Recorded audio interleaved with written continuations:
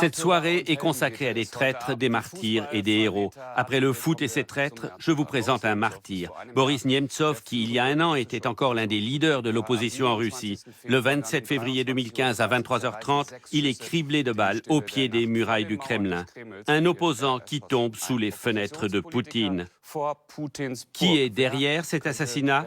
C'est toujours une énigme, et c'est cette énigme qui est au cœur du documentaire qui va suivre. Et c'est précisément la question que je pose à Daniel Cohn-Bendit. Qui pourrait, selon vous, avoir commandité ce meurtre? Pure hypothèse, bien sûr. Décidément, on ne sort pas du sujet. On vient de parler de la mafia du foot, là on pourrait parler de la mafia de Poutine. Et le responsable de ce qui se passe dans un système mafieux, un pays, la FIFA, c'est le parrain. Le parrain, c'est Poutine. Dans le système Poutine, personne ne se fait assassiner sans que le parrain le sache. Voilà ma réponse.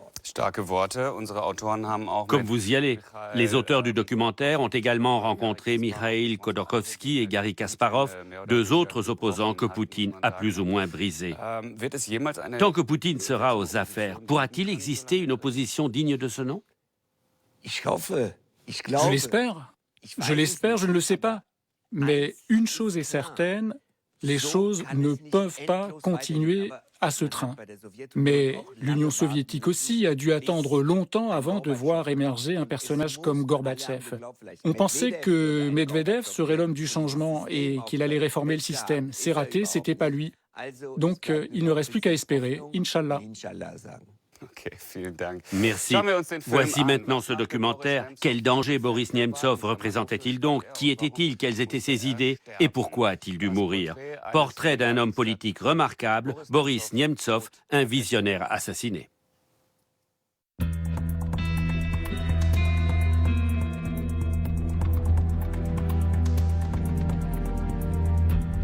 Les héros ne meurent jamais, peut-on lire sur l'immense banderole. Le 1er mars 2015, aux abords directs du Kremlin, Moscou est le théâtre d'une manifestation comme il n'y en a plus eu depuis la fin de l'Union soviétique. Des dizaines de milliers de personnes sont dans la rue pour rendre hommage à Boris Nemtsov. Le plus célèbre opposant politique du pays a été assassiné ici, à quelques pas de la résidence officielle de Poutine. Le 27 février, vers 23h30, Boris Nemtsov et sa compagne traversent la place Rouge en direction du sud. Ils empruntent le grand pont de la Moskova, au sud-est du Kremlin. Au niveau de la tour Beklemishevskaya, le premier coup de feu déchire le silence de la nuit et frappe l'homme dans le dos. 5 autres balles suivront. Ainsi mourut Boris Nemtsov, au pied des murailles du Kremlin.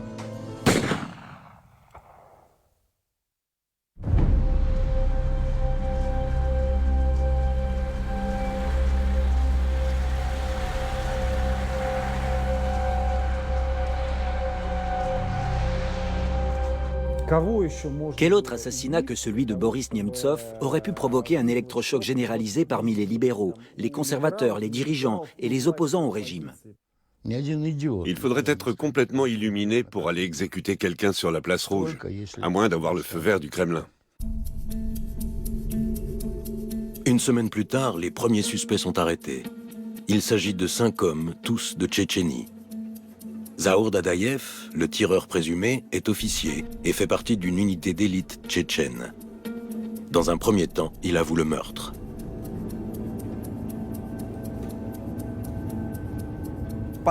À ma connaissance, Zahour Dadaïev était dans un premier temps passé aux aveux, avant de se rétracter officiellement après un entretien avec ses avocats, soi-disant mandatés par un parent.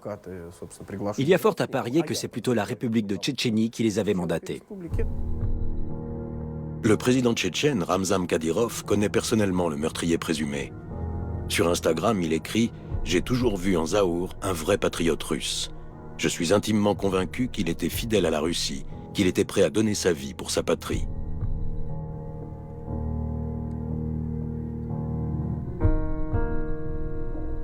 Boris Nemtsov, lui, a donné sa vie pour faire de la Russie un État de droit libre et démocratique. À quoi sert ce meurtre si ce n'est à faire la démonstration que personne n'est intouchable? On tue qui on veut, quand on veut.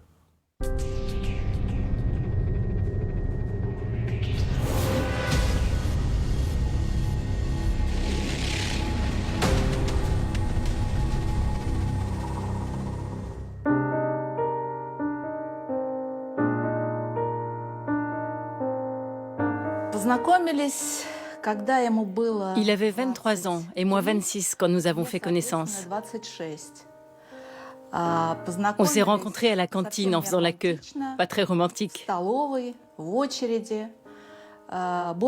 Boris est entré et tout le monde est tombé instantanément sous son charme. Les filles à côté de moi, du moins.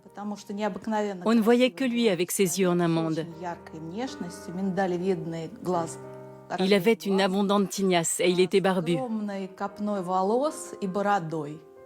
On était époustouflés par sa beauté. Il était très grand en plus.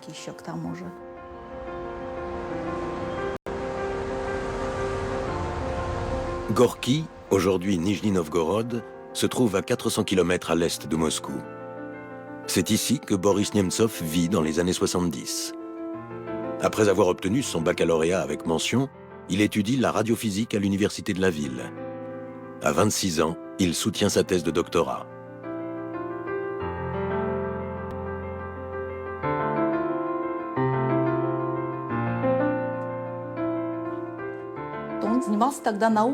Il était très engagé dans ses recherches. Et ça le passionnait tellement qu'il en parlait tout le temps. Il me racontait tout ce qu'il faisait, la thèse qu'il était en train de rédiger, l'idée qu'il venait d'avoir. Il ne parlait que de science. Voici des images de 2003. Boris Nemtsov est à Nijni Novgorod pour parler de son enfance et de sa jeunesse dans une émission télévisée. Да тут, так откровенно говоря, жило в лучшие годы жизни 7 человек. Вот обращаешь внимание, вот на этой территории, сколько здесь метров, мам? 20, 28. Полезной площадь. 20, на 28 метрах жило 7 человек. Перечисляю. Мамочка моя. Самая первая. Самая первая, да. Которая нас вывезла из Сочи в эту квартиру. Мама, Юля, моя сестра, я, ее муж. Только. И их сын Толя. Твоя Рая и Жанна. Рая и Жанна. Хорошая история. 7 человек. А я могу сказать место, где я написал диссертацию. Вот это вот кухня.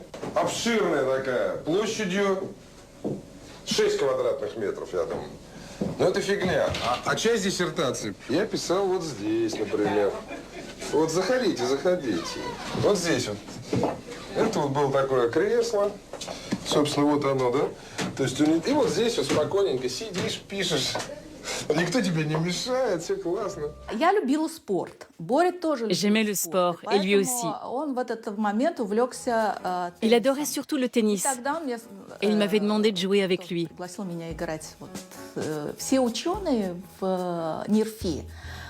Tous les chercheurs de l'Institut de recherche radiophysique aimaient les balades en montagne, le ski, le surf et le tennis. Boris me poussait à courir et à faire des tractions. Un jour où on courait ensemble dans la forêt, on est tombé sur un groupe de chercheurs de l'Institut en train de faire des tractions. Ils lui ont lancé « Tu ne peux quand même pas obliger une jolie fille comme elle à courir ?» J'ai réussi à faire 3 tractions. Il a dû en enchaîner 30 ou presque. Il était très athlétique.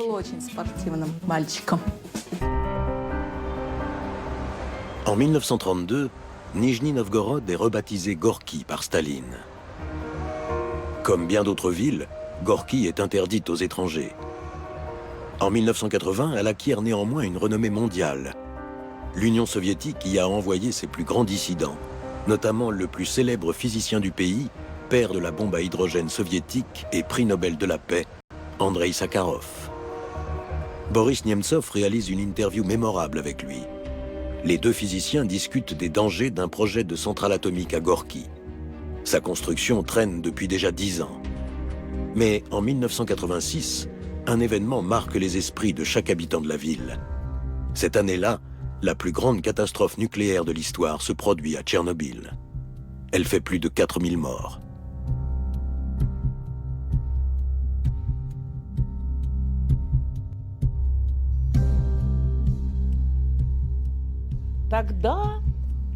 Cet événement a déclenché les premières manifestations à Gorki contre la centrale nucléaire.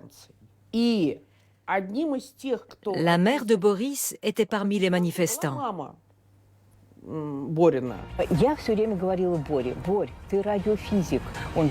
Je n'arrêtais pas de dire à Boris, « Boris, tu es radiophysicien. » Il me répondait, « Je sais, mais que faire ?»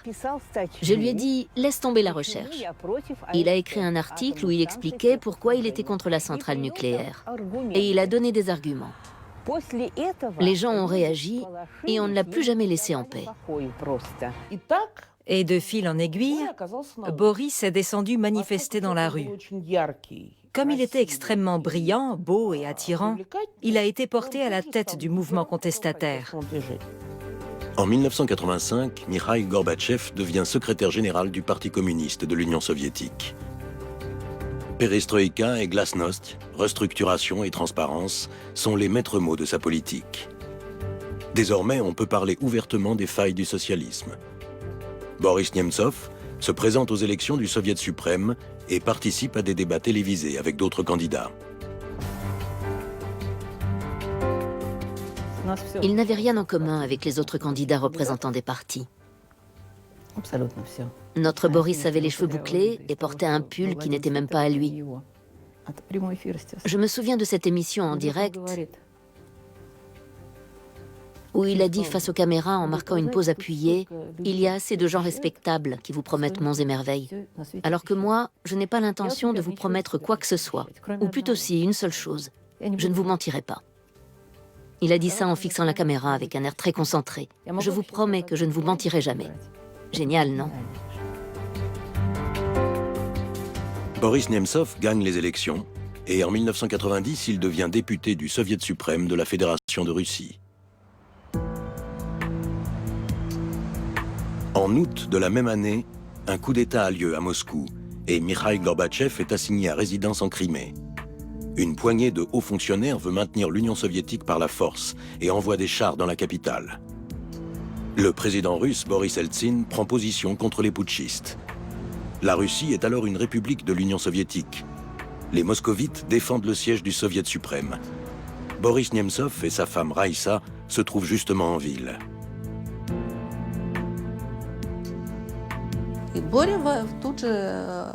Boris s'est aussitôt précipité à la Maison-Blanche et moi je l'ai suivi.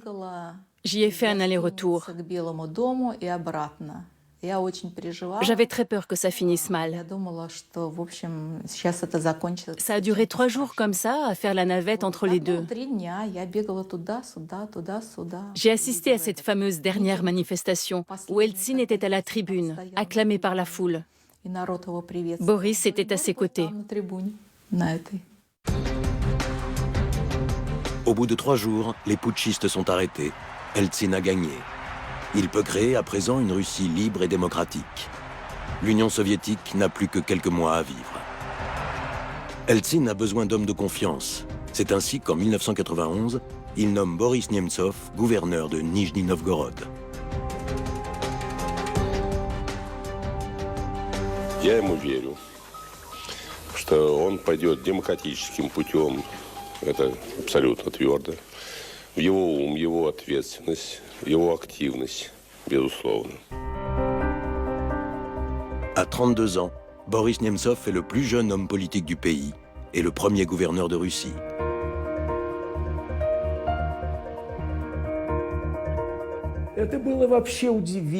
C'était assez incroyable, cette nomination de Nemtsov au poste de gouverneur. Un gars sans aucune expérience. Il était dans la politique et alors? Il était démocrate, d'accord. Mais une région avec 3,5 millions d'habitants, ça lui tombait du ciel.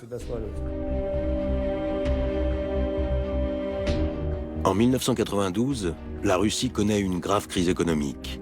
Les commerces sont vides, les entreprises font faillite et les salaires ne sont plus versés. Le peuple en colère descend dans la rue.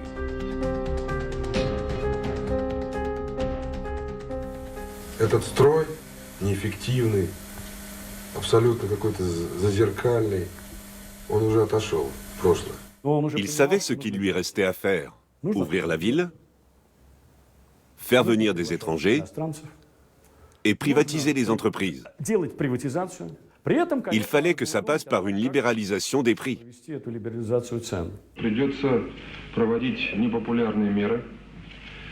Мы столкнемся с проблемой экстренного обеспечения продовольствием, стремительного роста цен, который уже начался, впрочем, возможной безработицы и так далее.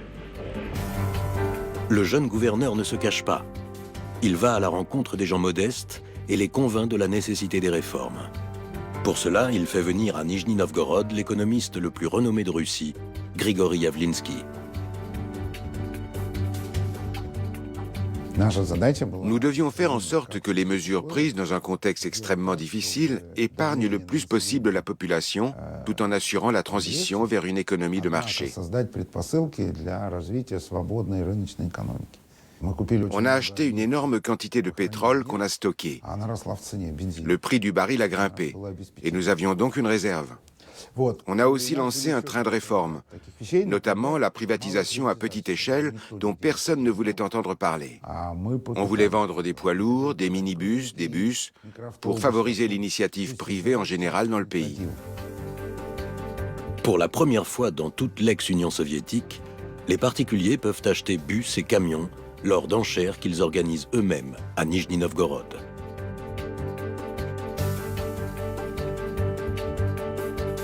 En 1994, l'usine automobile de la ville commence la fabrication d'une camionnette baptisée Gazelle, en hommage à Boris Eltsine.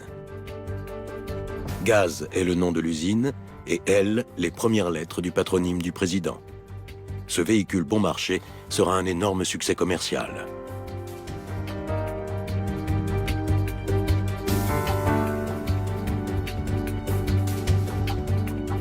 Мне кажется, что более естественным и понятным с точки зрения разделения труда, в том числе и мирового, был бы лозунг «превратить Нижний Новгород в российский Детройт».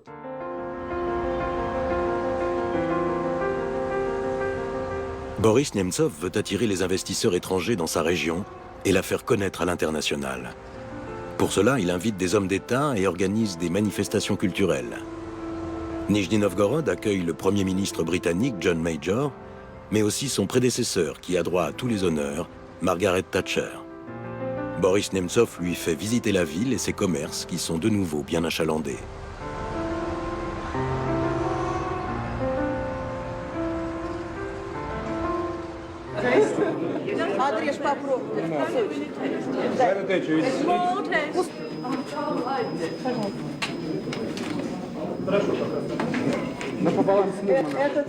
Этот сыр мы продаем без перебора. Пожалуйста. Я слышала, ваша жена очень вкусные пироги печет. Взвешивай.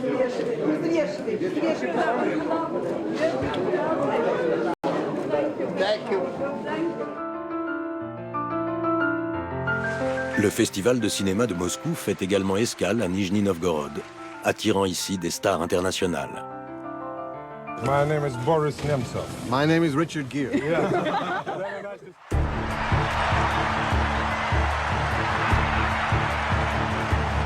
En 1993, Moscou est le théâtre d'un deuxième putsch, cette fois contre Eltsine. Le Parlement, à majorité communiste, tente de le renverser.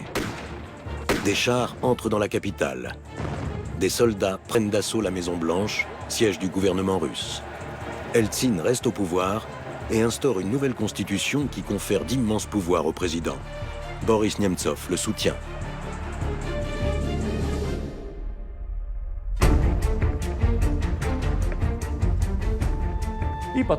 Et puis, il y a eu l'été 1994. Boris Eltsine était venu chercher Nemtsov pour l'emmener avec lui sur son bateau, Rossia. Nemtsov en est revenu en piteux état. Il ne supportait pas l'alcool et avait beaucoup de mal à ingérer les doses qu'Eltsine le forçait à boire. Mais comment désobéir à son président? Un jour, j'ai demandé à Boris ce qu'il pensait des réformes engagées à Nijni Novgorod. Il m'a répondu qu'il était temps pour lui de songer à la fonction présidentielle. Он настолько вырос, что его уже можно и в президенты метить.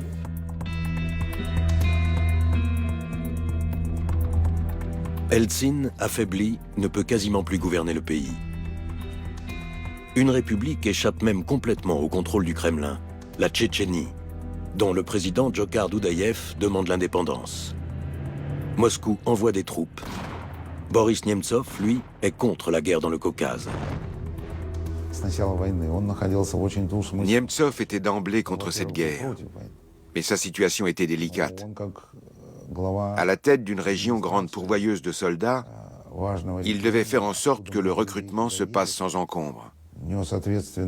Mais c'était aussi à lui de parler aux parents dont les fils revenaient dans des cercueils. Et il y avait beaucoup de cercueils. Мы не можем допустить, чтобы в Россию плыли и ехали гробы, цинковые гробы с нашими детьми, нашими братьями. Я считаю, что необходимо осуществить очень жесткую блокаду с тем, чтобы бандитские формирования, вооруженные формирования были локализованы, и вот эта раковая опухоль бандитизма не распространялась на всю страну. La campagne dure 2 ans et cause de lourdes pertes. Selon les données officielles, environ 6000 soldats russes sont morts en Tchétchénie. Il avait pris le parti du pardon pour en finir avec la guerre. Mais il y avait des morts quand même. À Boudionovsk, Bassaïev avait tué des gens par dizaines et par centaines et milliers dans le Caucase. Et l'autre qui persiste, la guerre ce n'est pas bien. Quelqu'un dit le contraire, on y met un terme en exterminant les rebelles et les bandits. Mais non, Nemtsov voulait la gloire. En 1995, un débat télévisé est organisé entre Boris Nemtsov et l'extrémiste de droite Vladimir Zhirinovsky sur les opérations militaires en Tchétchénie. L'émission se termine par un scandale qui restera longtemps dans les mémoires.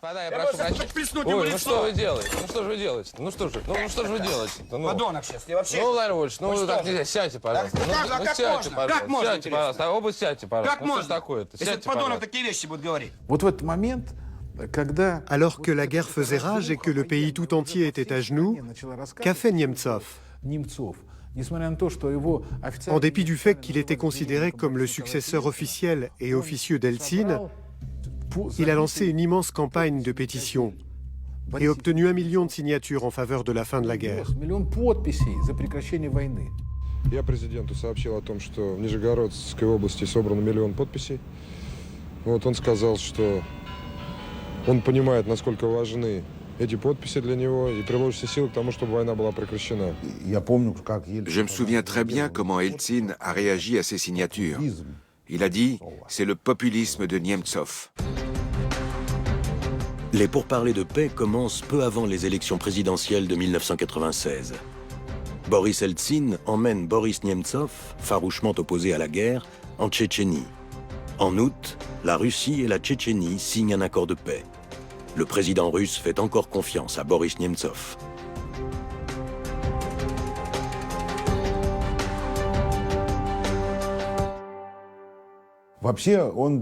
Il symbolisait tout à fait l'esprit de cette époque.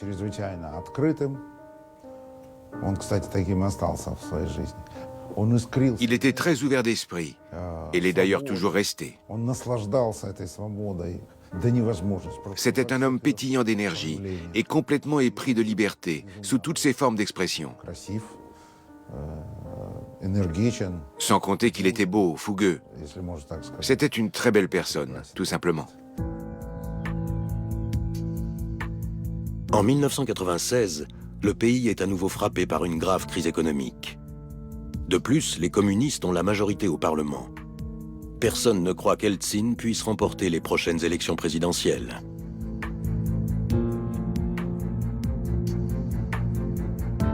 Selon un sondage réalisé 6 mois avant le scrutin, Eltsine obtiendrait à peine plus de 6% des voix.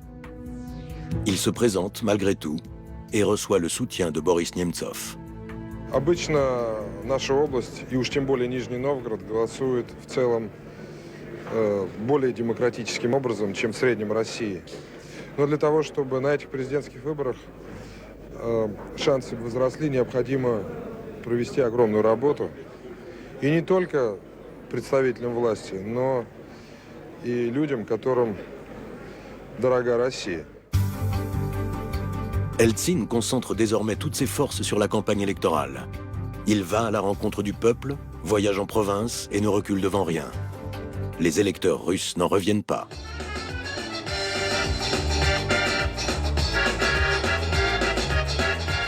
résultat, il gagne et fait son 5e infarctus. La victoire électorale d'Eltsine ne peut rien changer à la situation du pays. En raison de la chute du prix du pétrole, l'État n'a plus d'argent pour payer les salaires. Des réformes sont nécessaires. Mais le peuple ne fait plus confiance à ceux qui les ont conduites jusqu'ici. C'est dans ce contexte que la popularité de Boris Nemtsov augmente. Le nouveau visage de la politique russe est connu bien au-delà de sa région. Живите, не болейте ничем и никогда. Успеха везде, во всем.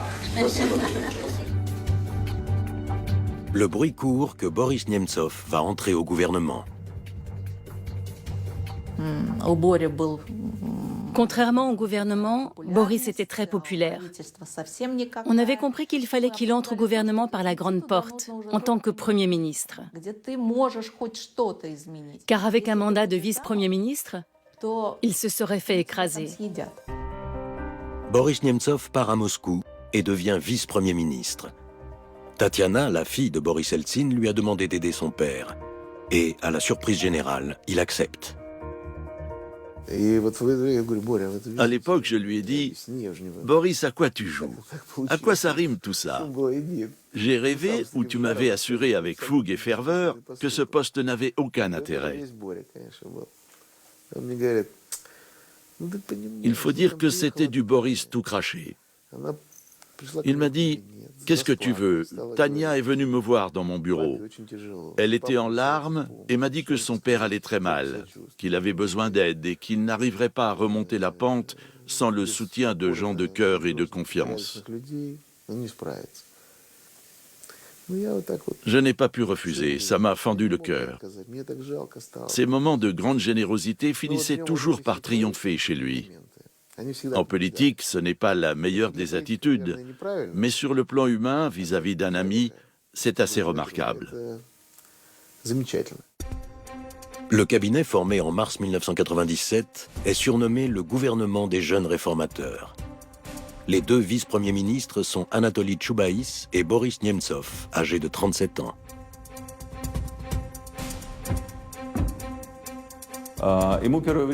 Les premiers temps, il n'avait pas d'appartement à sa disposition. Et il habitait chez moi. Il était là comme chez lui. Il portait mes chemises, il occupait la chambre de ma fille aînée, qui s'était rabattue sur celle de sa petite sœur. Nous vivions dans un immeuble construit sous Staline, sans système de surveillance, ni concierge.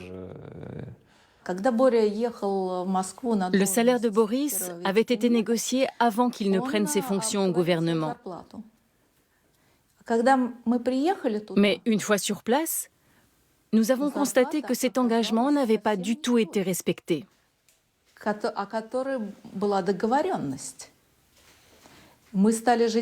On s'est installé dans une datcha et quand les premières factures sont tombées, j'ai dit à Boris, « Comment veux-tu que je paye le loyer avec ce salaire de misère ?»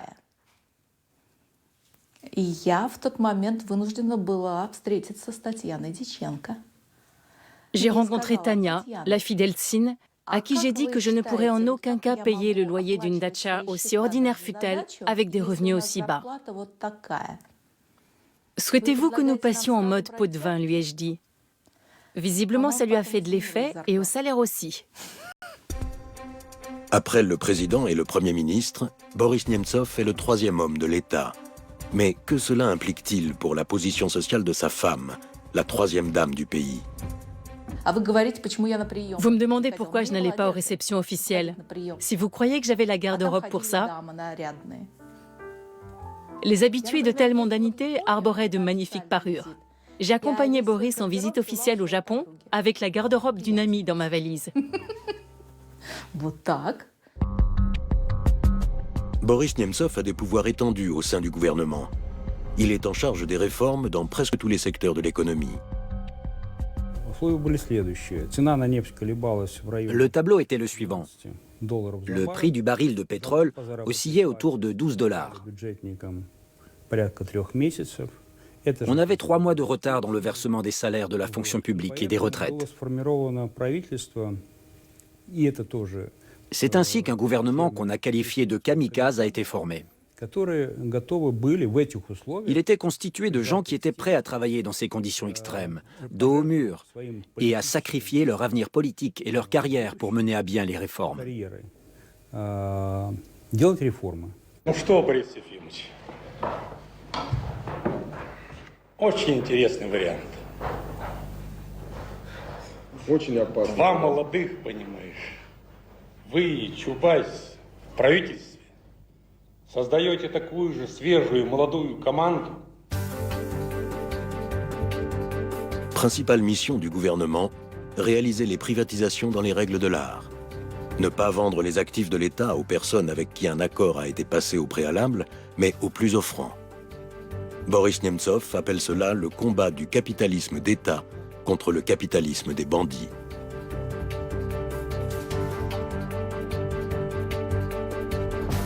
Il a l'idée de lancer des appels d'offres pour la vente de biens et services de l'État. Il demande aux représentants des ministères de travailler vite et d'être totalement transparents. Хочу вам торжественно объявить. Я от вас не отстану. Будем встречаться ежемесячно, пока все не будет работать как часы. Готовьтесь. Plusieurs hommes d'affaires en vue qui ont apporté un soutien financier à la campagne d'Eltsine obtiennent en échange une part importante du patrimoine de l'État. Des milliardaires comme Boris Berezovsky et Vladimir Gusinsky exercent une énorme influence sur le président. Boris est à l'origine de l'introduction du mot oligarque dans le jargon politique. Les oligarques sont des hommes d'affaires qui sont proches du pouvoir et des fonctionnaires d'État. Ils achètent le pouvoir, soudoient les fonctionnaires et exercent une influence sur les prises de décisions politiques.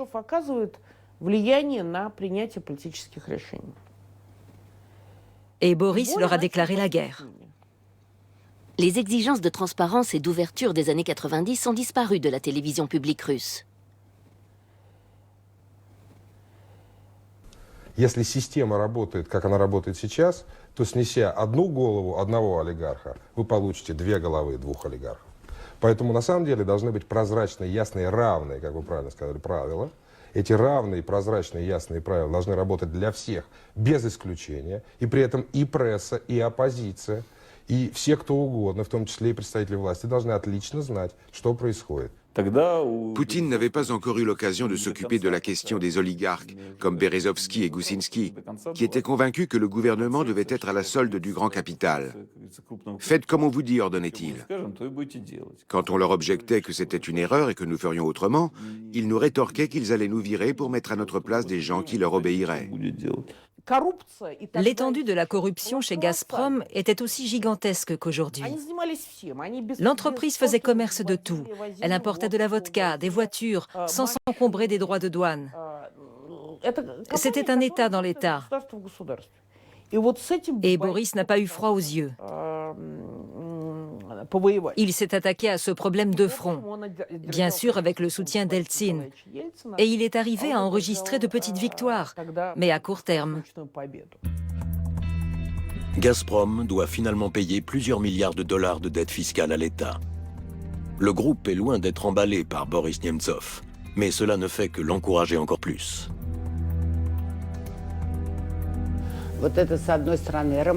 D'un côté, c'est romantique, mais c'est aussi du populisme. Quand une idée émergeait de notre groupe, elle était tout de suite portée à la connaissance du public sans avoir été votée par les représentants de l'État. Il y avait clairement violation des règles de subordination à la Maison-Blanche. Boris a fini par perdre un peu le fil. Il était sur tous les fronts en même temps, et il ne menait rien à terme. Pire encore, il ne prenait pas le temps de négocier avec qui que ce soit. Or, la Russie est un pays de parole, où les règles n'existent pas, sous Eltsine comme de tout temps. Boris Nemtsov n'est pas prêt à faire des compromis avec les oligarques. Ces derniers se mettent donc à le discréditer dans les médias qu'il contrôle.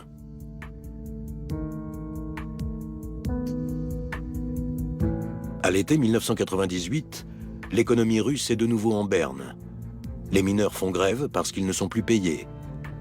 Seuls les oligarques proches du président ont vu leur situation s'améliorer. Les réformes économiques se soldent par un échec. En un an, Eltsine congédie 2 gouvernements. L'inflation revient en force, le rouble ne vaut plus que 30 kopecks. Boris Nemtsov reste quelque temps encore vice-premier ministre avant de démissionner de son propre chef.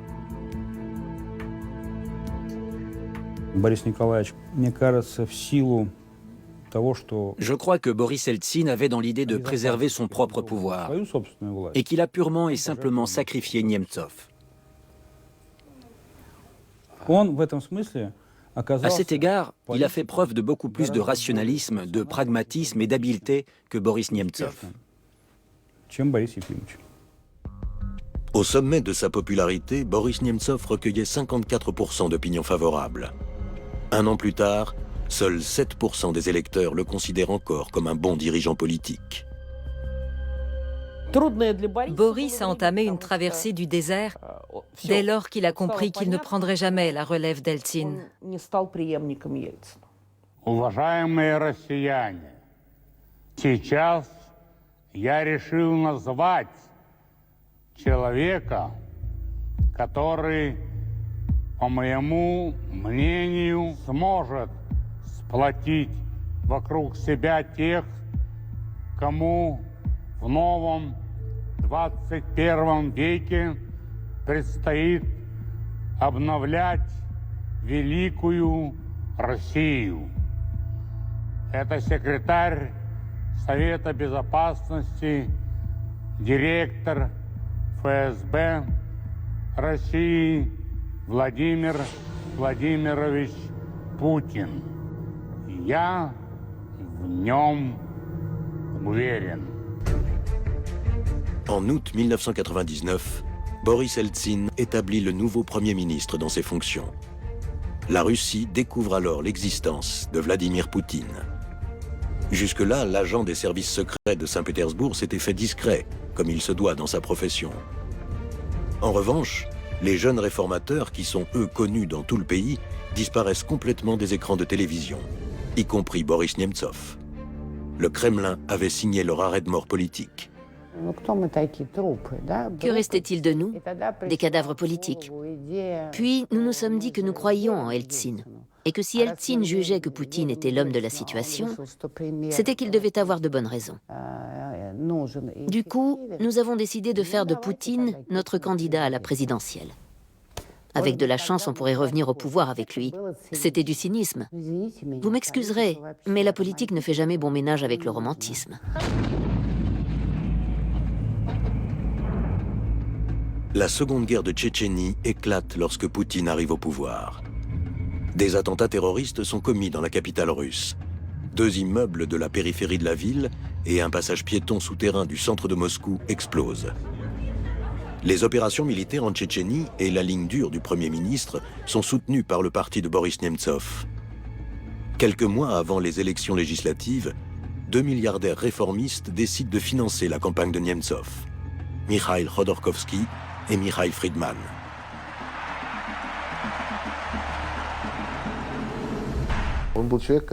Nous savions tous que Boris n'avait jamais accepté de pot de vin quand il était gouverneur et que d'une manière générale, il n'en avait jamais touché. Il assumait les valeurs libérales et les valeurs du marché avec une indéniable intégrité.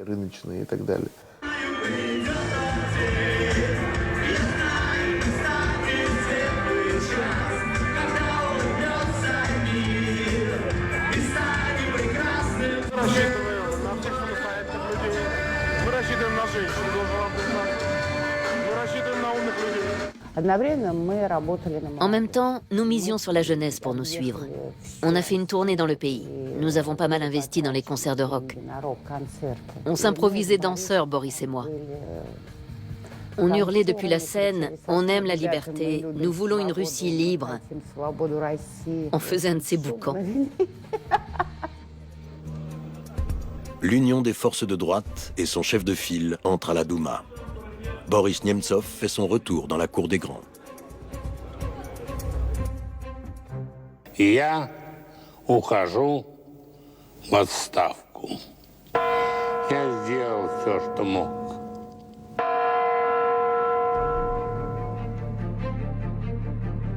Boris Eltsine a maintenant 68 ans, Vladimir Poutine 47.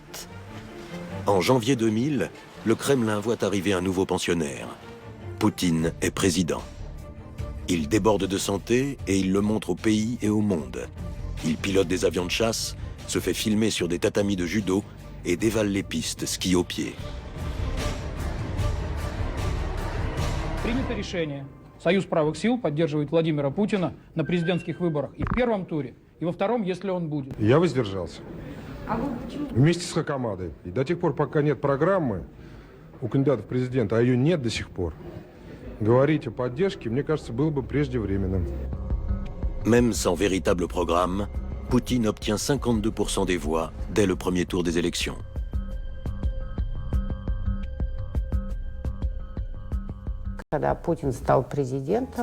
Quand Poutine a été élu président, alors que Nemtsov a pris la direction du parti, les deux hommes ont commencé à se rencontrer. Ils se tutoyaient et abordaient tous les sujets, notamment leur mode de vie et leur vie privée. Boris nous rapportait certaines petites anecdotes de ses conversations avec Poutine. On était morts de rire. Personne ne prenait Poutine très au sérieux. Tout le monde le croyait mou. On pensait qu'il serait influençable, facile à manipuler. À l'époque, personne ne se rendait compte du choix absolument tragique qui avait été fait. Ils étaient farouchement convaincus qu'ils avaient la situation sous contrôle. Если кто-то считает, что СПС станет карманной кремлевской организацией, то он глубоко заблуждается. Если Кремль будет делать глупости, то мы будем с ним бороться. En 2001, la guerre se poursuit en Tchétchénie. Des militants séparatistes ne veulent pas se soumettre au nouveau gouvernement de la République dirigé par Ahmad Kadyrov, ancien moufti et protégé du Kremlin. Le président le nomme chef de l'administration tchétchène, mais en réalité, toutes les décisions sont prises par Vladimir Poutine.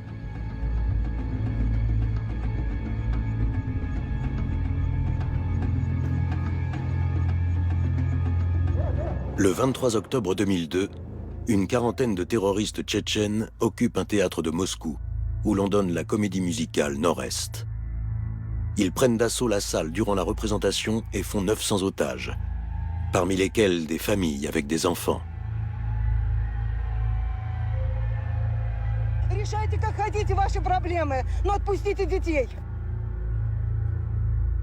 Les terroristes exigent le retrait des troupes russes de Tchétchénie. Ils demandent à parler, entre autres, à Irina Khakamada, à Boris Nemtsov et au chanteur populaire russe Joseph Kobzon. Mais les services de sécurité ne laisseront pas entrer Boris Nemtsov.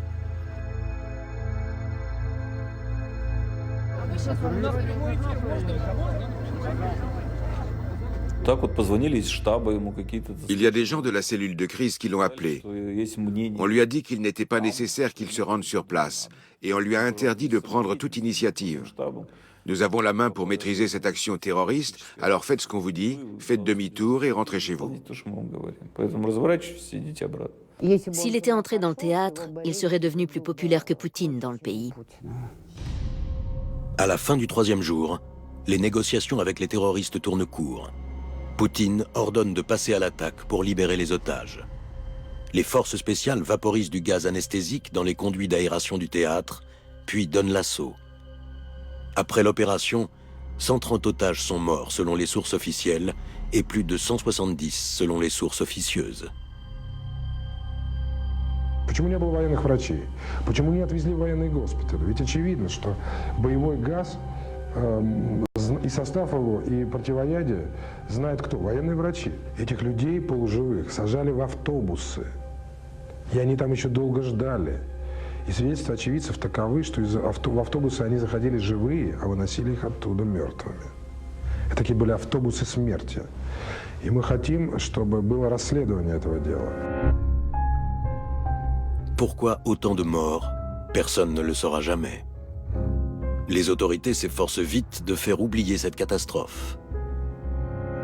Les chaînes de télévision publiques ont pour consigne de ne pas évoquer les victimes de l'attentat terroriste. 2 semaines seulement après les tragiques événements et sur l'ordre de Poutine, le Congrès des peuples de Tchétchénie a lieu à Goudermès, la ville natale du protégé du Kremlin, Ahmad Kadyrov. Boris Nemtsov s'y rend en tant que représentant de l'opposition. Il condamne la politique agressive de la Russie.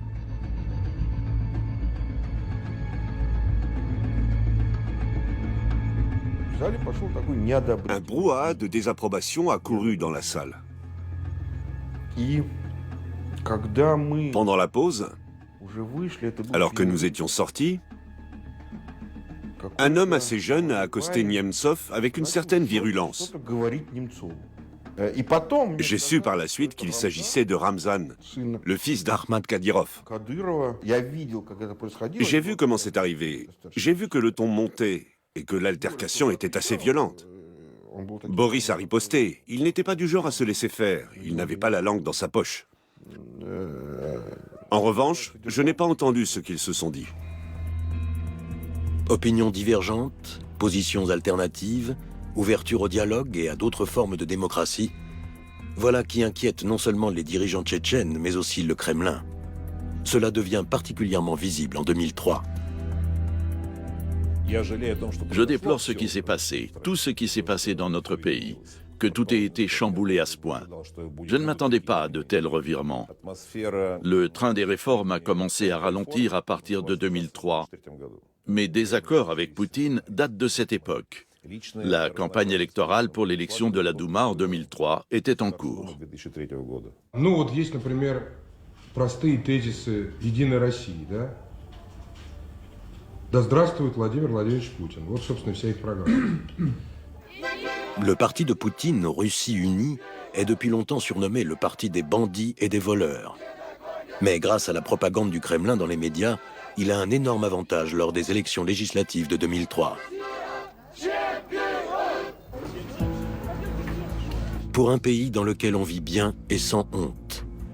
C'est sous ce mot d'ordre que l'Union des forces de droite de Boris Nemtsov se lance dans la campagne, avec le soutien de quelques personnes très fortunées. Je lui ai dit droit dans les yeux que j'étais disposé à soutenir son parti de l'Union des forces de droite, mais que je n'étais pas prêt à en être le sponsor vedette. Il m'a dit merveilleux. Et pour nous, c'est parfait, car nous ne voulons en aucun cas avoir un sponsor vedette dans notre parti. Nous voulons que des gens très différents nous apportent un soutien, de quelque sorte soit-il. Au cœur de la campagne électorale, le président Poutine ordonne l'arrestation de l'homme le plus riche de Russie. Mikhail Khodorkovsky, propriétaire du groupe pétrolier Yukos, est fait prisonnier comme un vulgaire criminel. Что за сигнал подает Кремль? Он подает сигнал такой. Вы знаете, если вы будете занимать самостоятельную и отличную от нашей позицию, мы вас будем в тюрьму сажать. En 2003, Vladimir Ryzhkov, futur compagnon de lutte de Boris Nemtsov, n'est membre d'aucun parti. Il n'en observe pas moins attentivement la campagne de l'opposition. Ils ont abordé la campagne main dans la main avec le pouvoir. Et un mois avant sa clôture, ils ont axé toute leur argumentation sur la critique de Vladimir Poutine. C'est ainsi qu'ils ont perdu un grand nombre d'électeurs qui suivaient encore Poutine à ce moment-là. On avait vraiment l'impression qu'ils faisaient toutes les erreurs possibles et inimaginables. Cette vidéo de campagne le montre très bien. Elle est diffusée sur les écrans des villes et à la télévision. У нас прочный фундамент и, главное, уверенность, что мы движемся в правильном направлении. Il y a eu ce spot publicitaire où ils sont à bord du superjet Gulfstream. Il y a des canapés et des fauteuils en cuir blanc. Je ne sais pas en quoi ils étaient faits, mais je peux vous dire qu'ils devaient être très chers. Et voilà que ces personnages sur la banquette blanche disent en chœur « Votez pour nous ». C'était complètement idiot. Nous sommes pour les pauvres, nous sommes pour les Russes, on a compris. Les pauvres forment la majorité dans ce pays et les Russes aussi. Et Nemtsov, lui, il est pour qui? Tu es pour qui, Nemtsov? Il y a bien un parti, mais il n'y a pas d'électeurs.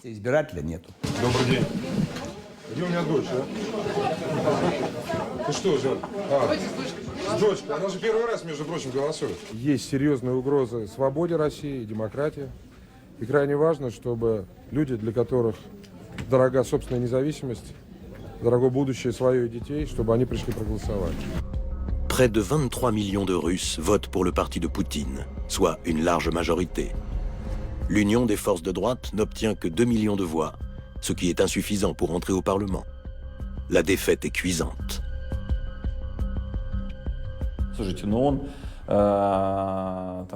Il n'avait perdu aucune élection depuis les années 1990.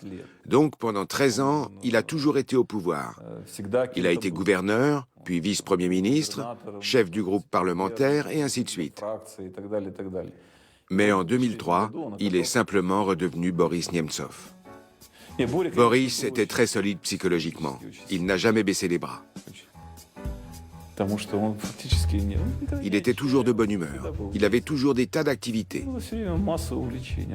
Il était très autonome. «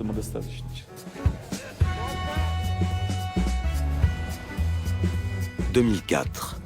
Sotchi, la ville où Boris Nemtsov est né. Il y vient un week-end avec sa fille pour une émission de télé sur les gens célèbres et leur vie privée. Il a quitté la politique et a intégré la direction d'un groupe pétrolier.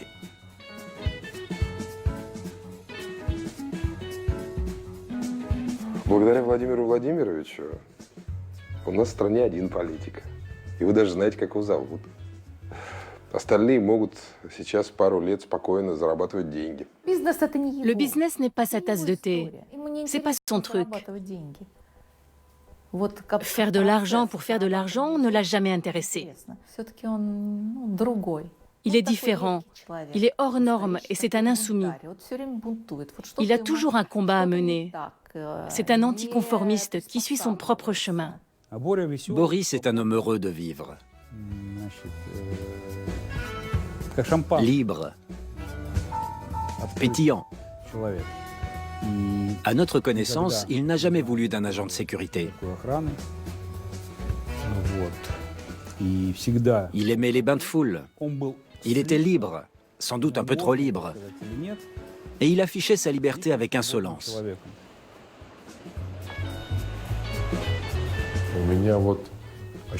J'ai l'impression qu'il est parti faire un tour en surf sans moi et qu'il va revenir d'une minute à l'autre et qu'on va se voir. Je n'arrive pas à parler de lui au passé.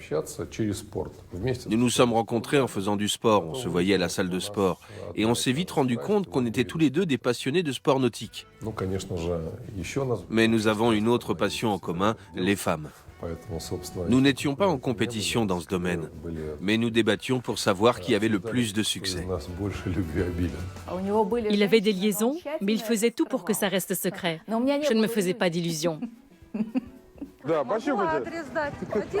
А это вот дочка моя, видите? Где дочь? Вот. А вы думаете, это моя новая девушка? Через пару лет, наверное, через пару лет можно будет вернуться в политику по-настоящему. А сейчас надо зарабатывать. Даже детей кормить, правильно? En 2004, l'opinion publique apprend que Boris Nemtsov a une seconde famille. Un fils Anton, une fille Dina, et leur mère, l'animatrice télé Yekaterina Odintsova.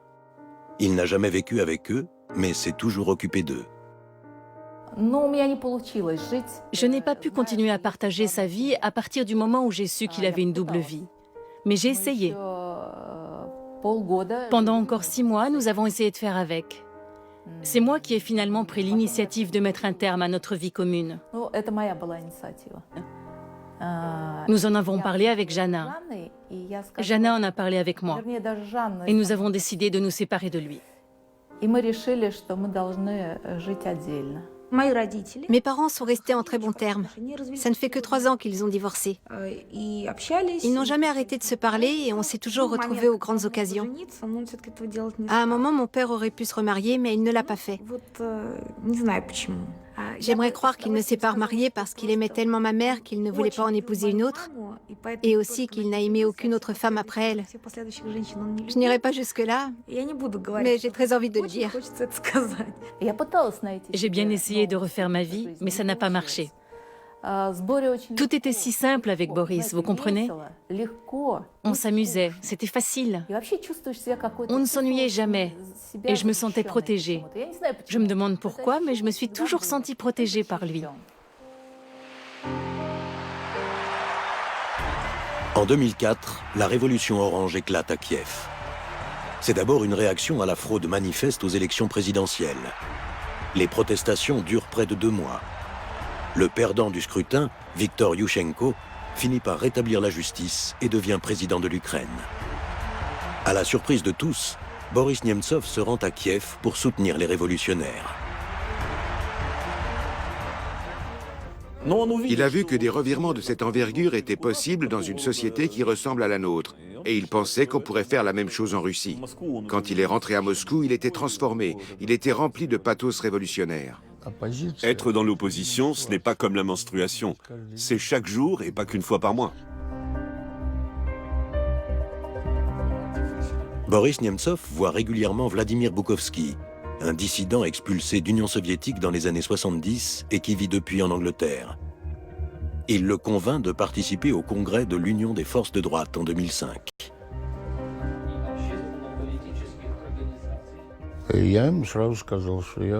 Je lui ai dit d'entrée de jeu que je ne comprenais pas son parti et que je ne le reconnaissais pas. C'est une ineptie. Comment peut-on être opposé au gouvernement sans être opposé à Poutine? Ça me dépasse. Il en a fait son combat et il a commencé à se radicaliser de plus en plus. En 2006, la cote de popularité de Poutine bat tous les records. Tout ce qu'il fait est avantageusement relayé par les médias proches du Kremlin. Seul un journal ose encore le critiquer, la Novaya Gazeta.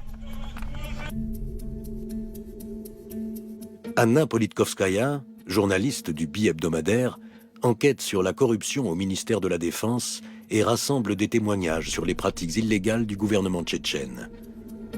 Elle prépare un reportage sur la police tchétchène, soupçonnée d'intimider ceux qui sont contre le dirigeant de la République caucasienne, Ramzan Kadyrov. Le 7 octobre 2006, Anna Politkovskaya est assassinée dans le centre de Moscou. Prenez une feuille de papier, tracez un trait au milieu et inscrivez Anna Politkovskaya à gauche et Boris Nemtsov à droite. Vous verrez que les similitudes sont troublantes entre les deux crimes. Dans les deux cas, il y a des protagonistes tchétchènes qui viennent de Tchétchénie. Dans les deux cas, il y a des conflits avec la gouvernance de la République tchétchène. Dans les deux cas, les exécutants ont été arrêtés. Dans les deux cas, il n'y a pas de commanditaire. Pour Anna Politkovskaya, l'enquête est suspendue. Pour Boris Nemtsov, la mort d'Anna Politkovskaya marque le moment à partir duquel il ne sera plus disposé à faire des compromis vis-à-vis du Kremlin. Il ne pouvait pas cautionner ce qui était arrivé. Il se rendait bien compte que les événements allaient à l'encontre de tout ce qu'il était, de son caractère, de sa nature. Tout cela était rédhibitoire. Il a décidé de basculer dans l'opposition radicale. Et quand Boris avait décidé, il y allait sans hésiter. Tout droit et jusqu'au bout. Je savais pertinemment que si je m'amusais à entretenir avec lui et à ce moment-là les mêmes rapports que j'avais eus tout au long de notre histoire commune, cela me ferait du tort dans mes affaires. Je ne pouvais pas me le permettre. C'est d'ailleurs ce que je lui ai dit et je me sens un peu coupable à cause de ça, mais je lui ai exposé la situation sans détour. J'ai été franc avec lui. Il l'a parfaitement compris. Когда чуть больше года назад убили Аню Политковскую, Путин сказал, она своей смертью нанесла нам больший ущерб, чем своими публикациями. Это было жестоко, это было цинично. La Russie sans Poutine. C'est avec ce slogan que l'opposition manifeste à la veille des élections législatives de 2007.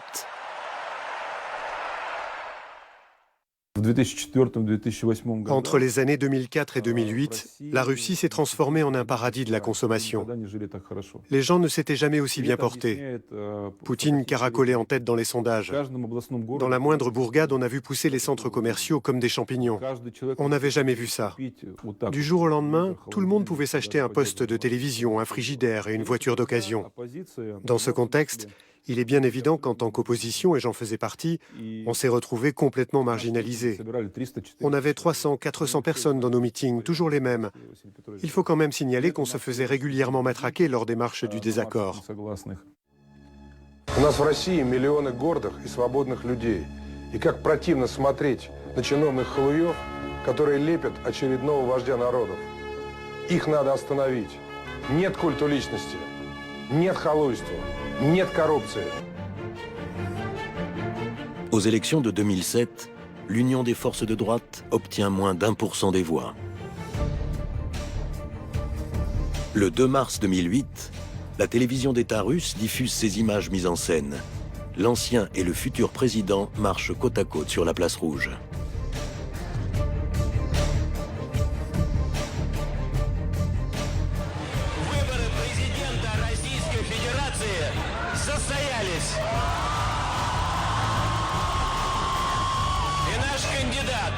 Дмитрий Анатольевич Медведев уверенно лидирует.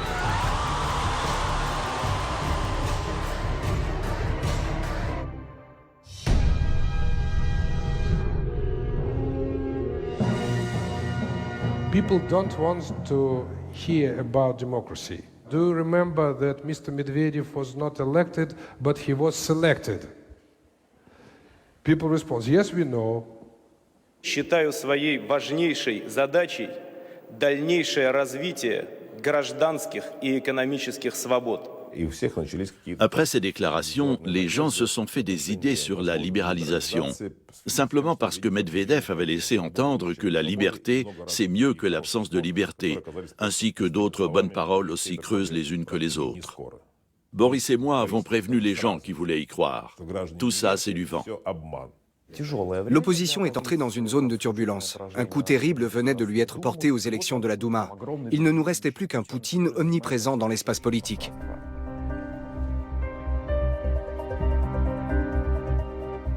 2008. La couleur de la révolution en Ukraine devient le symbole du nouveau mouvement russe Solidarność. L'orange pour l'opposition unie. Et c'est Boris Nemtsov qui dirige la plus grande coalition démocratique dans la Russie moderne.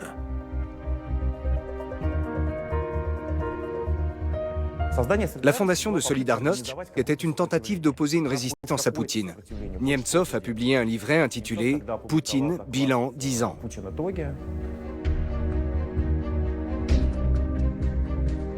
Solidarność publie régulièrement des études indépendantes sur ce qui se passe dans le pays. C'est une idée de Boris Nemtsov et aussi le seul moyen de dire la vérité malgré la censure des médias. Voici un extrait de sa première enquête, Poutine, les résultats. Des fonctionnaires volent des milliards mais personne ne les voit. Les détenteurs de grandes fortunes se cachent derrière des dizaines d'amis puissants du président Poutine. Boris Nemtsov présente les rapports sur la corruption dans la Russie de Poutine à des conférences internationales, les publie sur Internet ou les distribue lui-même dans la rue.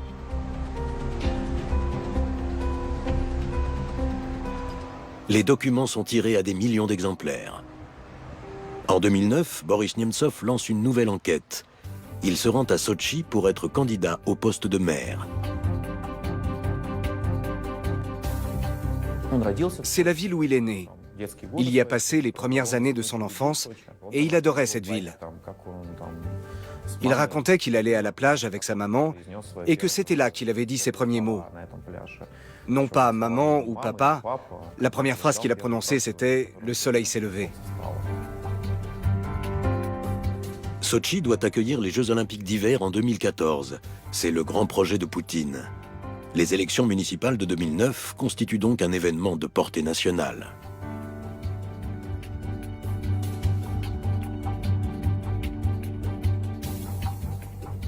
Aucun de nous ne se faisait d'illusions sur l'issue des élections. Nous savions que la ville était imprenable, pour la bonne raison qu'elle était, dans ce contexte particulier, juste après Moscou en termes d'enjeux.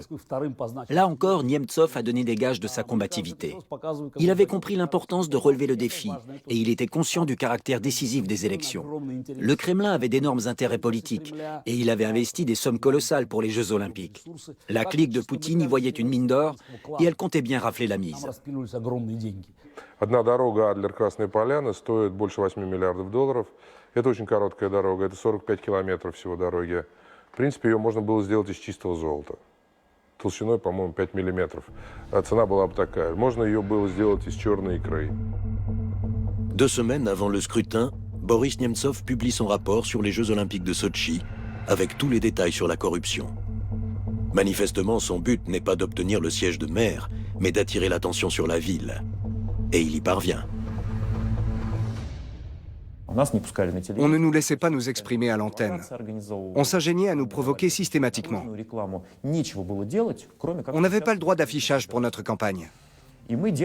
La seule chose qui marchait, c'était les meetings avec nos électeurs. Et on en faisait à longueur de journée. Tout le monde reconnaissait Boris, et il y avait des attroupements chaque fois qu'il apparaissait. Nemtsov a fait son retour dans la politique nationale, mais il l'a fait à sa manière. Direct, naturel. Il n'est pas passé par les officines du pouvoir et il n'a pas sollicité ses relations au gouvernement. Il a essayé de faire émerger la démocratie dans notre pays.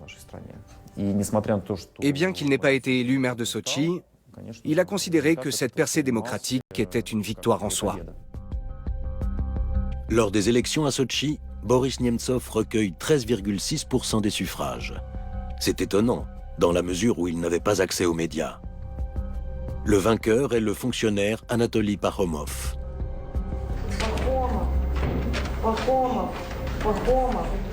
Le candidat du parti de Poutine, Russie Unie.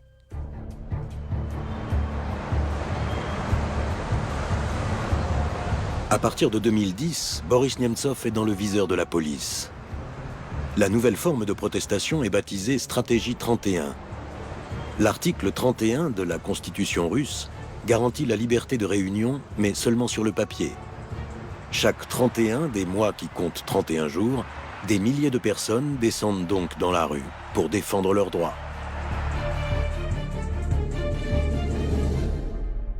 Le 31 décembre 2010, un meeting de soutien aux 31 articles de la Constitution pour le droit de réunion s'est tenu sur la place de l'Arc de Triomphe à Moscou. Mon père a été arrêté à cette occasion et mis en prison pendant 15 jours. Будем наводить в России порядок. Каким образом? Отправлять Путина в отставку, разбираться с его коррумпированными миллиардерами-дружками, отменять цензуру. Ça va comme ça, n'en fais pas un drame, 15 jours, ça passe vite. Il y avait une revanche politique personnelle derrière la décision d'incarcérer une personnalité politique de la Fédération de Russie 3 heures avant le Nouvel An. La décision émanait forcément du sommet de l'État. Boris n'a même pas eu droit au traitement ordinaire en prison. Le premier jour, ils l'ont mis dans une cellule sans chaise, sans lit, sans rien. Des murs en ciment et rien d'autre. Il m'a dit, tu te rends compte, ils ne m'ont même pas donné une couverture. Il a dû rester presque 24 heures sans s'asseoir. Les leaders de l'opposition sont arrêtés presque après chaque meeting. Ils restent en prison parfois 10 jours, parfois 15. J'avais une cellule dont la fenêtre donnait sur la cour de la prison. À un moment donné, j'entends quelqu'un crier de la cour « Navalny, Navalny !» Je regarde et qui je vois? Nemtsov. Il faisait déjà assez froid. Il était en train de courir avec des codétenus. Il faut imaginer ce tableau avec Nemtsov au milieu d'alcooliques, de drogués, qui couraient à ses côtés, qui faisaient des ronds dans la cour, dans l'uniforme de repris de justice. Nemtsov les avait convaincus d'avoir une activité physique. Nemtsov s'est montré très digne. À sa sortie de prison, il a continué à militer dans son mouvement contestataire en redoublant d'énergie. C'est une étape déterminante pour moi, car c'est là que j'ai compris que Nemtsov était un type loyal et droit. 4 décembre 2011, élection législative en Russie. La cote de popularité de Poutine est à son plus bas niveau historique. Seuls 44% des Russes lui font encore confiance. Mais comme toujours, son parti Russie Unie caracole en tête dans les sondages. En Tchétchénie, par exemple, il recueille 99% des voix. Le président de la République caucasienne, Ramzan Kadyrov, est membre du parti de Poutine. Le Kremlin déploie d'énormes moyens financiers pour maintenir la stabilité et la paix dans la région. En échange, Kadyrov garantit des résultats records aux élections. Ailleurs, les résultats sont moins brillants qu'en Tchétchénie, mais toujours trop beaux pour être vrais.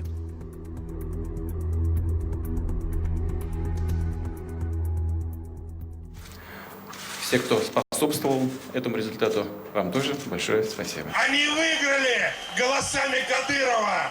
Кадыров написал жулику и вору главному в стране. 99,5%. Россия без Путина. Que les résultats des élections aient été truqués, personne ne peut le nier. Dès le lendemain, l'opposition proteste sous le slogan « Rendez les voix volées ». Des milliers de Russes participent à la manifestation qui entrera dans l'histoire du pays.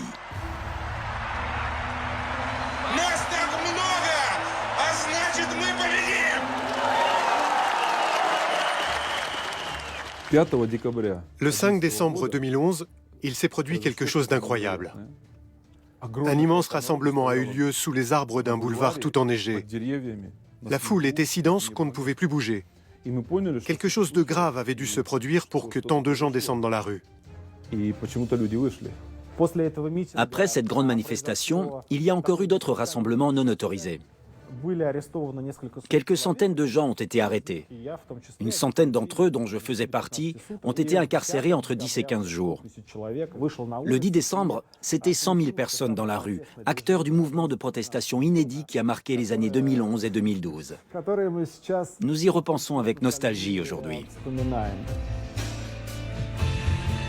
À Moscou, ces rassemblements de masse ont lieu désormais tous les mois. Les médias officiels tentent de minorer leur importance, mais sur Internet circulent sans cesse des vidéos qui montrent la véritable étendue des protestations.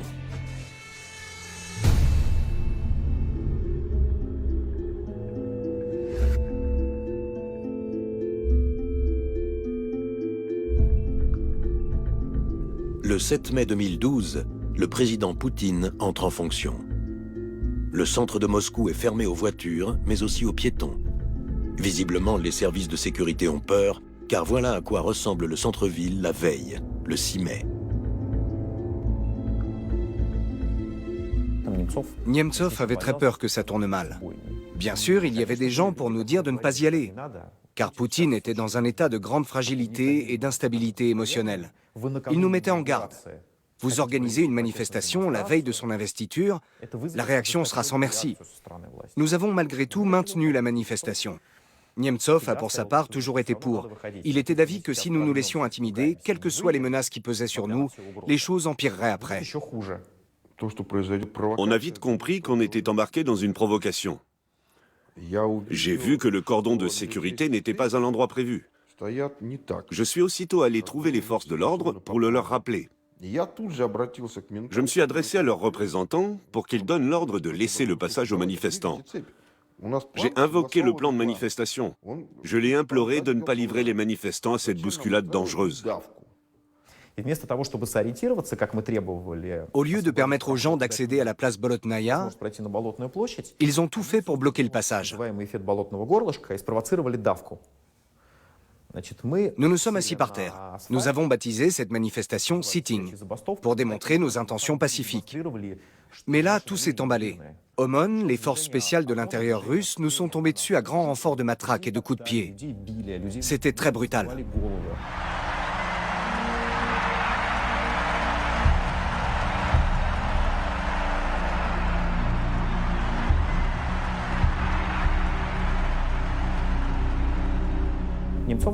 Nemtsov a été interpellé presque au tout début de la manifestation. Il s'était frayé un chemin jusqu'à la scène, avait pris un mégaphone et il est monté à la tribune. Ils l'ont descendu de là-haut par la force. Клянусь уважать и охранять права и свободы человека и гражданина. Bilan des manifestations, plus de 40 personnes sont hospitalisées. 650 se retrouvent derrière les barreaux et 12 écopent d'une peine de prison. Les leaders du mouvement de protestation, dont Boris Nemtsov, sont vite relâchés. Mais leurs appartements sont perquisitionnés. Le président Poutine a repris les rênes du pays.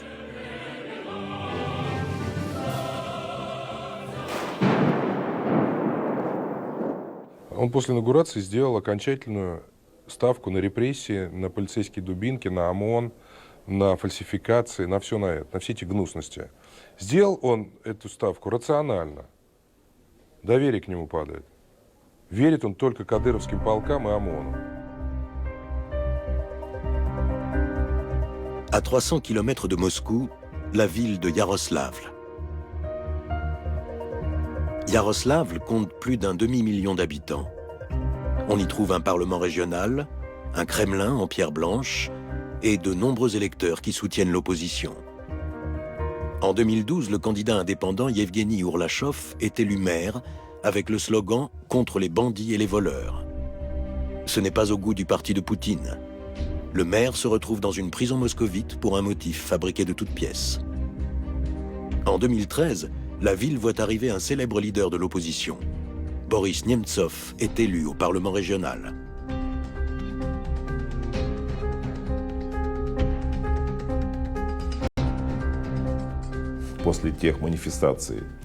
Après les manifestations de décembre 2011 et du printemps 2012 et l'écrasement de notre manifestation le 6 mai 2012, les gens libéraux dans ce pays voulaient une riposte. Quand Boris a gagné les élections en 2013, qui plus est dans une ville qui n'était pas la sienne, la victoire enregistrée a été de taille. Ils étaient persuadés que Boris ne se relèverait pas, et ils ne l'avaient pas du tout calculé. Ils ont attendu la dernière semaine de campagne pour se lancer dans une campagne de contre-propagande. Quelques instants avant cette empoignade, un activiste pro-Kremlin a lancé des œufs sur Boris Nemtsov. Mais la provocation échoue. Tous les témoins confirment la version de Nemtsov et des dizaines de milliers d'électeurs votent pour lui.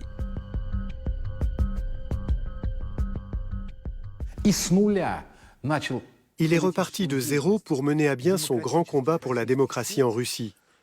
Parti de zéro, celui-là même qui était devenu tour à tour gouverneur, vice-premier ministre et successeur officiel ou semi-officiel du président, en route pour Yaroslavl. Tout le monde lui riait au nez, tous ces gens imbus de leur mandat de la plus haute importance. Il est reparti chaque fois de zéro pour démontrer que les valeurs priment sur le statut. Tel était Boris. C'était plus fort que lui.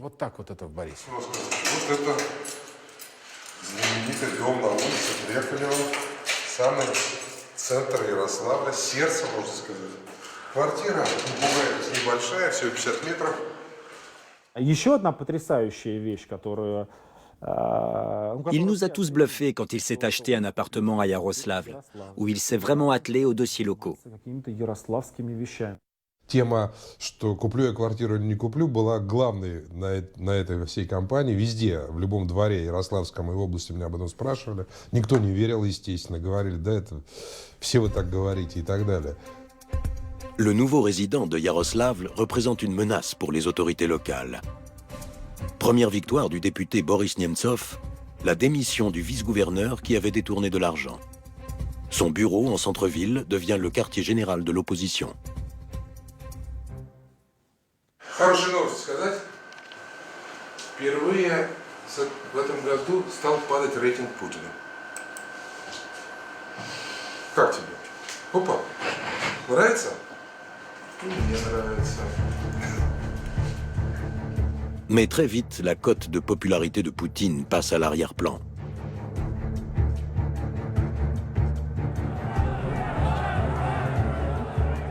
En novembre 2013, la situation s'envenime en Ukraine.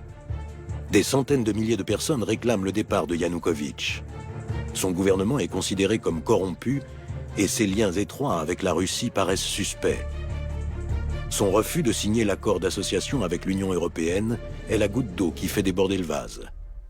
En février 2014, le centre de Kiev est en état de guerre. Le gouvernement ordonne de tirer sur les manifestants. Yanukovych se réfugie en Russie. L'opposition gagne, mais la Crimée est perdue.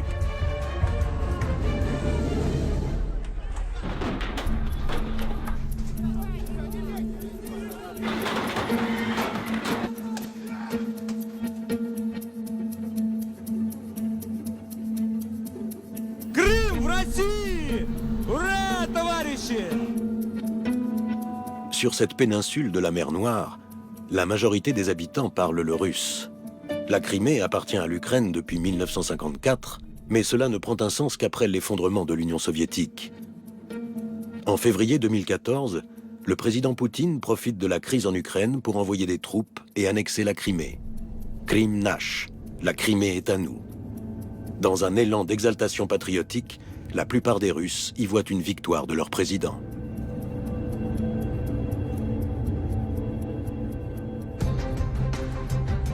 À Moscou, l'opposition organise une marche de la paix. Des dizaines de milliers de personnes manifestent leur désaccord avec la politique agressive de Poutine.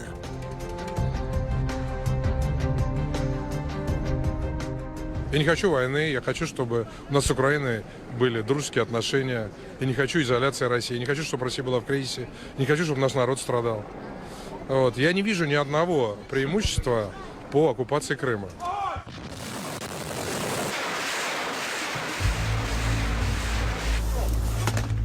Au printemps 2014, une guerre civile éclate dans l'est de l'Ukraine. Deux régions limitrophes de la Russie déclarent leur indépendance, Donetsk et Lugansk. Les médias du Kremlin parlent d'une population en liesse. L'est de l'Ukraine sera désormais appelé la Nouvelle Russie. Des milliers de volontaires russes vont y combattre.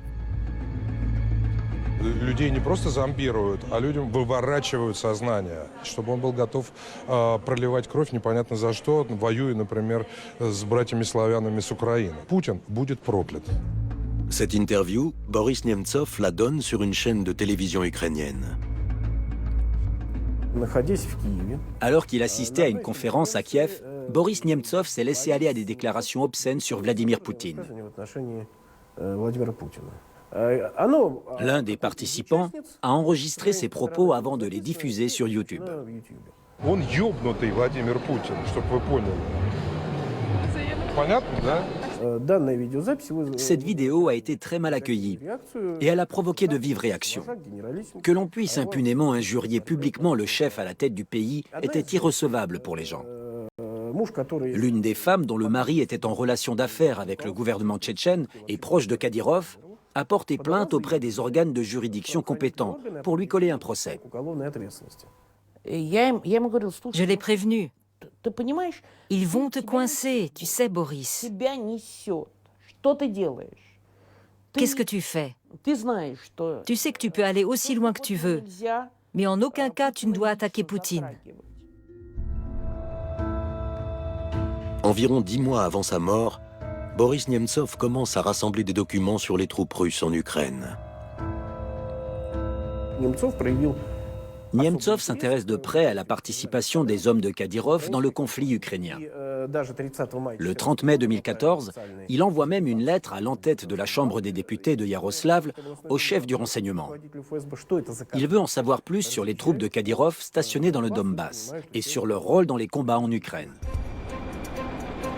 Boris Nemtsov n'obtiendra jamais de réponse à ces interrogations. Ces images ont été prises dans le métro moscovite 2 semaines avant l'assassinat. Boris Nemtsov distribue des tracts appelant à participer à une marche de protestation le 1er mars 2015 à Moscou.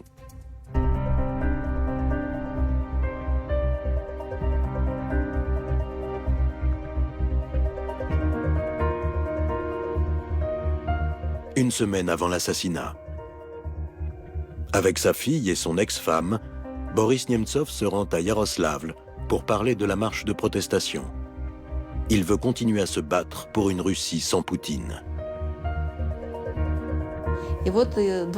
Il a passé 2 heures debout à aborder tous les sujets. Les gens l'écoutaient. Ça a été sa dernière apparition publique, mais il se sentait un peu malade. Je lui ai demandé s'il ne serait pas mieux pour lui de s'en tenir là, et il m'a dit que non, qu'il continuerait tant qu'il en aurait la force. Спасибо вам огромное. Спасибо. Мы точно победим. Ярославль будет свободным, Россия будет свободной. Nous avions le sentiment qu'il était en danger. Il en était conscient aussi d'ailleurs. Nous évoquions surtout la possibilité qu'il soit incarcéré. Je lui disais, s'il t'enferme pendant 10 ans, tu fais quoi? Il disait que Poutine n'avait pas besoin de ça, et encore moins de l'éliminer physiquement.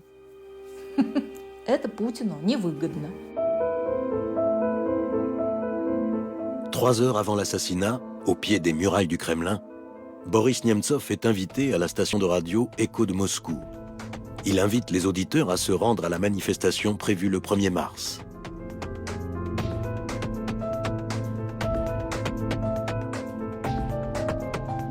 Приходите, приглашайте своих близких, родственников, родных, любимых, нелюбимых, всех.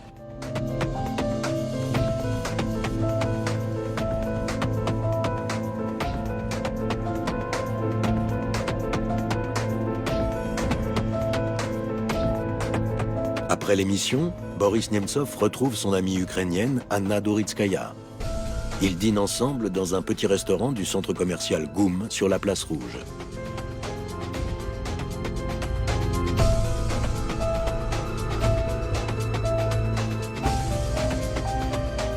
Vers 23h30, ils quittent le restaurant et rentrent chez eux à pied. Ils passent devant la cathédrale Saint-Basile et les murailles du Kremlin, puis prennent le grand pont qui enjambe la Moskova. Après quelques dizaines de pas, un premier coup de feu le frappe dans le dos. L'assassin tire 6 coups. Boris Nemtsov meurt ici, dans le centre de Moscou, à quelques mètres du Kremlin. Comme on l'a appris par la suite, il n'est pas mort à la première balle. Il a essayé de se relever. On lui a tiré dessus encore une fois, il s'est effondré. C'était typique de Nemtsov de tomber et de vouloir aussitôt se relever. Il est touché, mais il veut se relever. Tout ça sous le regard des gens.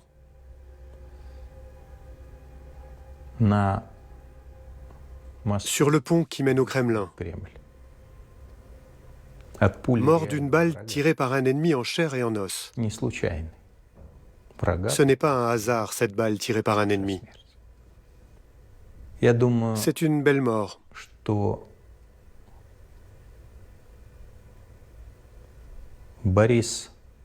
Et je crois que c'est celle que Boris aurait voulu.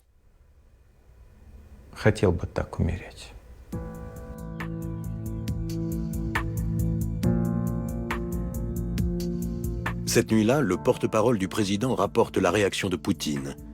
La mort de Nemtsov porte les marques d'un meurtre commandité et à tout d'une provocation.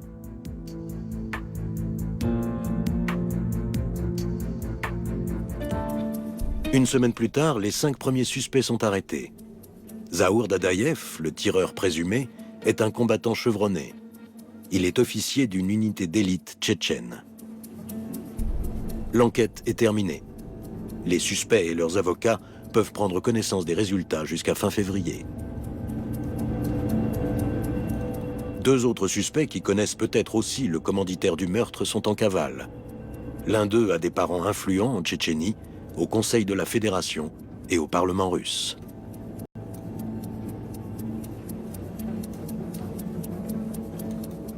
Et Poutine, il fait quoi? Il arrête Ramzan Kadyrov? Mais est-ce qu'il a vraiment besoin d'une nouvelle guerre en Tchétchénie, alors que là-bas, il y a déjà 50 000 hommes aux frais de la Fédération de Russie? Non, Poutine n'a aucune envie de se frotter à l'armée de Kadyrov. En Russie, tous les crimes politiques commis par des tueurs à gages ont un point commun. Jamais le commanditaire n'a été retrouvé. Voici la tombe de la journaliste Anna Politkovskaya, assassinée en 2006.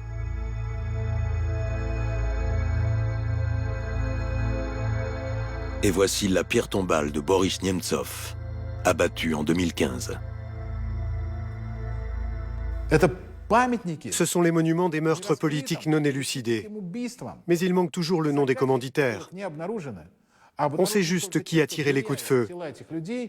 Les balles gravées dans la stèle sont là pour rappeler que le vrai coupable court toujours. C'est un des principaux bilans de l'ère Poutine. Il laissera à la future génération le funeste souvenir de l'assassinat de Nemtsov par balle tirée dans le dos. Boris aurait-il pu devenir président? Probablement que oui, mais pas dans notre pays. Nous avons des stéréotypes bien ancrés. Qu'on le veuille ou non, l'image qu'on se fait du président est apparentée à celle du tsar.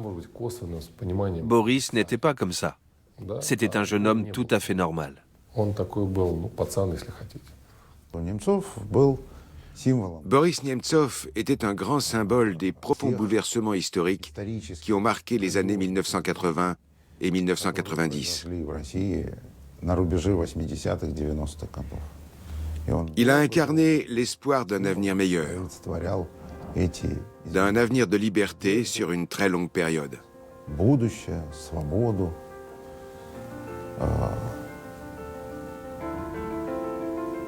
C'est ce qui va rester de lui.